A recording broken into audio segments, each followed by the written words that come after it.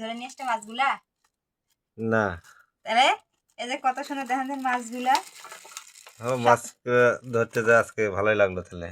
তুমি ইচ্ছা করে যাও না, প্রত্যেকবারে কিন্তু এই যে বৃষ্টির সময় আমরা কিন্তু ভালোই মাছ খাই, এই মাছে ধরতে যায় না। দেখ কত সুন্দর পুঁটিগুলা।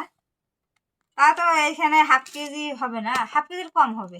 হাফ কেজির কম, অল্প একটু কম হবে। অল্প কম হবে।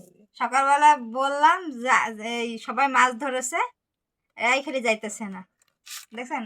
মাছ মারা যন্ত্র নেই, যেমন কি করবে। তো মাছ মারা যন্ত্র প্রত্যেকবার তো বানাই, এবার এখন বানাও নাই, বানাই নেই। দেখেন কতগুলো মাছ। মাছ খাইয়েন না, খাই দেখলে তো মন শান্তি। কত সুন্দর দেখেন পুঁটিগুলা, সব এক সাইজের পুঁটিগুলা। আবার পাতা খেয়েছো? হ্যাঁ, আবার খেয়েছি। আর আবার এবারে যা একবারে 10টার দিকে উড়ে নিয়ে চলে আসবো। এদিকে তো মনে করেন যে মাছগুলোর মধ্যে ভালোই লাগতেছে। মাছগুলো এখন বাসে ধুয়ে তারপর ধুয়ে দিবে। পুয়া মাছটা দেখছো একেবারে বুড়া পুয়া মাছ একেবারে। হ্যাঁ হ্যাঁ, এবারে ডিম দিত। পেটে মনে ডিম আছে না, পেটে ফুলা ফুলা লাগতেছে।